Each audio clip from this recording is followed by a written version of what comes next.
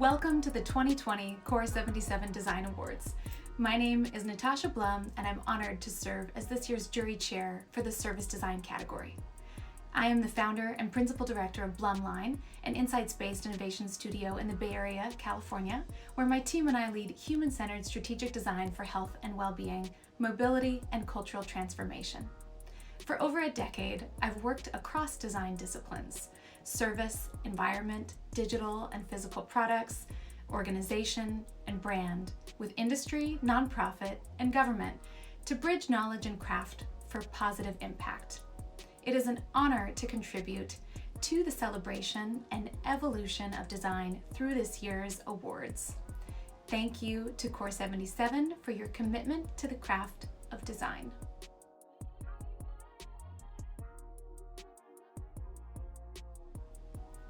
From hospitality to healthcare and retail to finance, the ingenuity of problem solving we saw this year in vastly unique applications was deeply inspiring.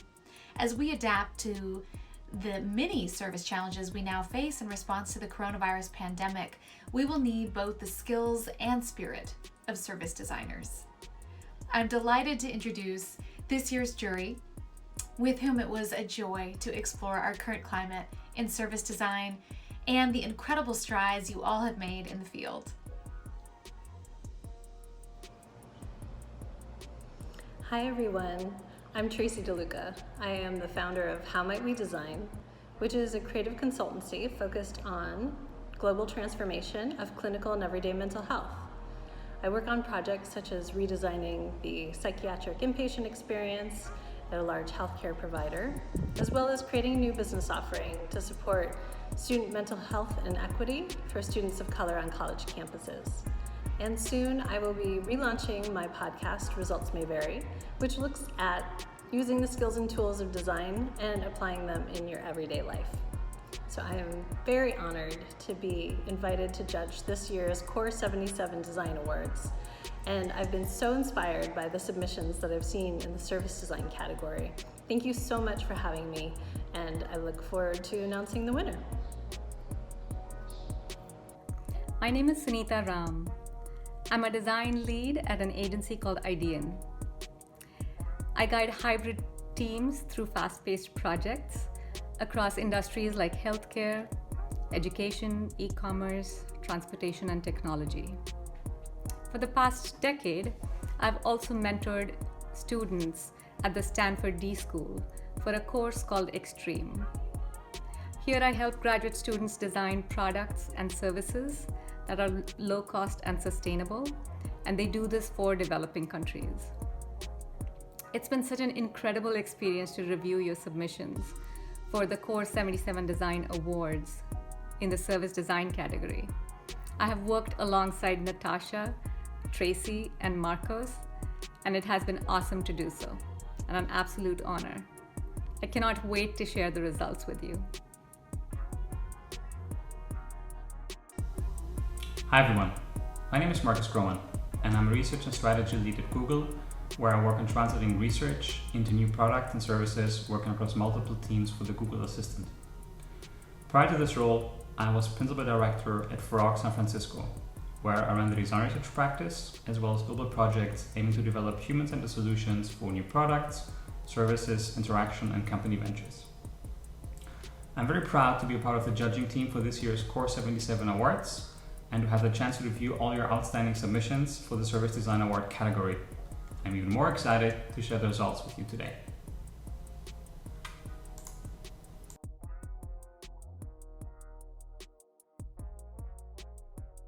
The category of service design in particular is critical to solving complex systems challenges. Service is this beautiful, stalwart tether to the immaterial experience. Industrial design, digital design, and environmental design, older disciplines by measures, have advanced our material culture to a very high set point. But designing the immaterial experience is so critical in this moment where the pendulum has swung too far towards a reliance on technology that reduces human-to-human interaction. That's what we're hardwired for. The beauty in service design is making the invisible visible through process and solving the how of an experience, how to weave consistency and coherence through discrete elements, moments, and functions to provide valuable experiences and alleviate the burden of disjoint through a thoughtful, synergistic orchestration.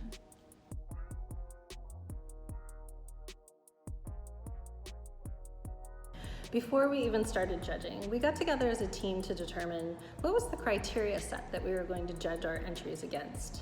Service design can mean different things to different people, and so we certainly saw that across the range of entries that we received. First and foremost, we wanted to make sure that it was a true innovation, that it took a leap forward and not just a step or two. We also wanted to make sure that the idea was truly a design of a service, that it had more than one touch point, and that it was part of a larger system, that there was some complexity there to the environment in which the service was being designed. And then we also looked at what was the process that the team went through. Were they basing their idea off of a nuanced insight? Was there a depth of study to their research process? And ultimately, did it have positive impact on the world? And so we're happy to report that many of the entries that we reviewed definitely crossed that bar, and soon you will hear which one really rose to the top.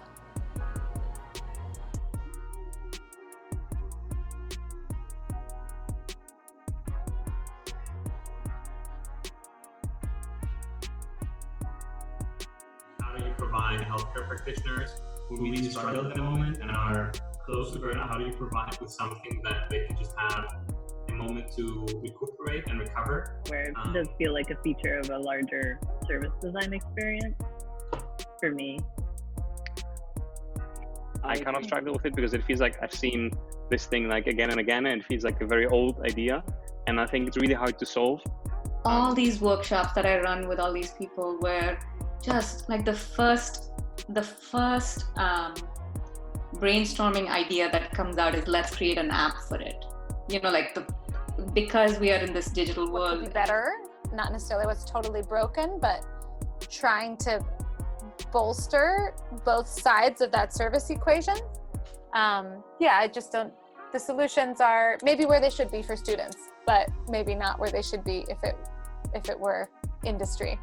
I feel like with a lot of portfolios, even with professionals, it's like, it's go one way or the other. Either explain the hell out of it and go into total detail, or just like highlight it and have people bring you in so that you can talk about it, because it is so complex.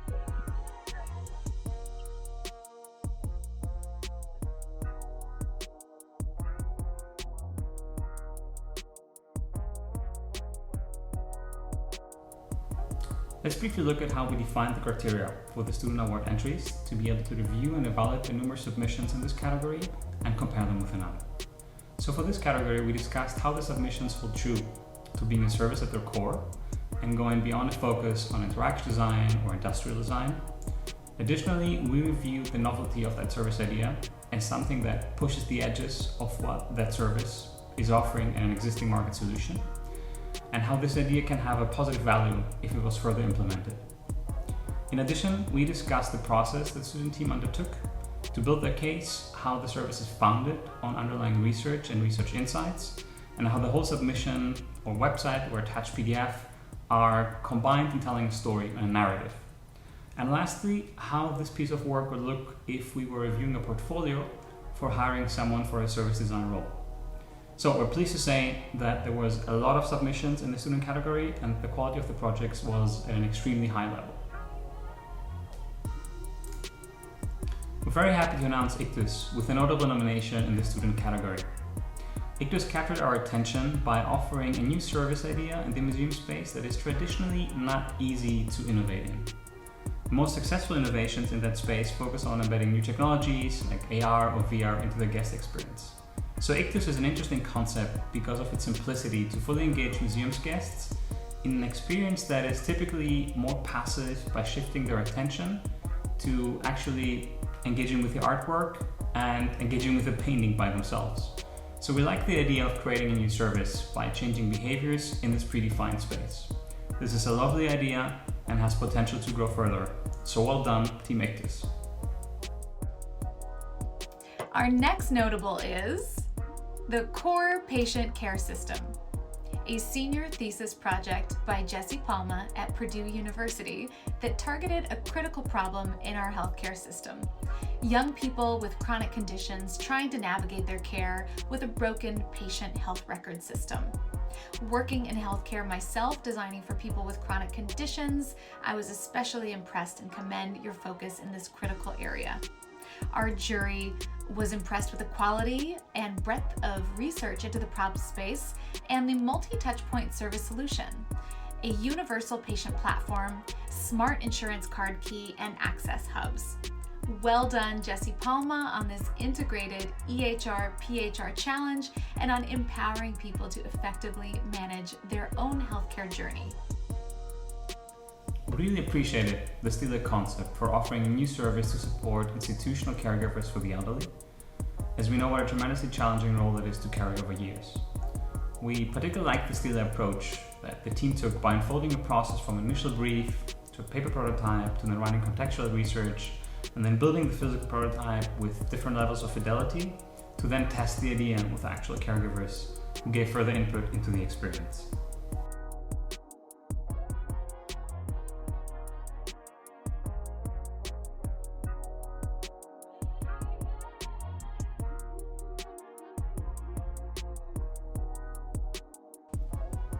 It's a fantastic idea to use this new service to offer technology in a positive way that supports caregivers emotionally through self-care, community support, and micro breaks. This goes from digital to physical with a tangible component of holding an artifact in a very calming meditation. Super interesting work. Congratulations, Team Stile. The winner of the Core77 Design Awards student category for service design is the T-Tag team. They're out of Oslo School of Architecture and Design. And the competition was really fierce between the winner and runner-up in this category. Ultimately, we felt that the T-Tag team did such a great job, though, of thinking through the complex ecosystem in which their service idea would live. T-Tag is a creative concept for rebrandable t-shirts for workwear. We love the fact that this was born from the team's desire to bring about a positive change in the traditionally wasteful textile industry. It was heartening for us to see that this design centers around sustainability and circular economy. The design reflects the insights from interviews and user tests that the team did with textile industry experts, the employers who actually purchase these t-shirts at a large scale, as well as the workers themselves who wear these clothes. We were impressed by all the angles that the team considered, from finding an environmentally friendly printable ink to defining a branding strategy, a visual identity, as well as thinking about details like order systems and logistics. It's an ingenious service idea with the potential for scale as well as big impact in reducing waste and pollution. We hope the student project lives far beyond the halls of the Oslo School of Architecture and Design. Congratulations, Team T-Tag. You must feel proud.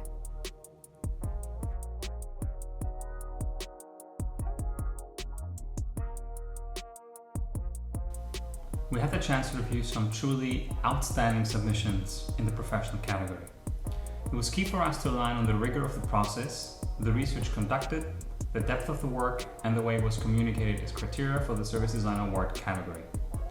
In addition, the work has to reflect the rigorous approach and craft as to how the service is not only created, but planned, built, prototyped, and implemented to be able to have an actual impact and offer value. And we know that it's much more challenging to do when creating a new service rather than just improving an existing one. Another key criterion for us was that the work stretch beyond a digital-only touchpoint to a multi-touchpoint service system that empathizes with the person receiving the experience, the actor delivering the experience, and a thoughtful integration into a service system. Workplace safety and insurance may not seem like the sexiest space to design for, so we really wanted to shine a light on the Workplace Safety and Insurance Board's service design team for tackling the modernization of their system with such thoroughness and thoughtfulness. Good service design is especially important in spaces such as this because of the huge impact poor design can have on people's lives. For someone who sustains injury on the job, getting the coverage and care they need with as few roadblocks as possible should be the rule, not the exception. So congratulations, team, for setting a high bar for others to follow, as well as being a strong example of what happens when you design for people first. We are delighted to announce that the winner of the Core77 Design Awards in the professional category for 2020 is Fjord's service design entry titled Increasing Kidney Transplant. Congratulations! We unanimously chose this submission. It had depth of research, clarity of problem statement, and a holistic approach to improving existing systems. The team had studied the organ donation, evaluation, and procurement processes, and they found that there was a high rate of kidney discard. We were really impressed by the thoroughness of their research work. They conducted over 90 interviews with specialists in the organ donation field. And these folks ranged all the way from transplant surgeons to nephrologists to lab technicians to transplant coordinators. The team observed couriers pack human organ coolers onto trucks that were headed for transplant centers. They watched how organ donation calls are handled in a procurement center. And after all this research, they came up with a simple and powerful problem statement.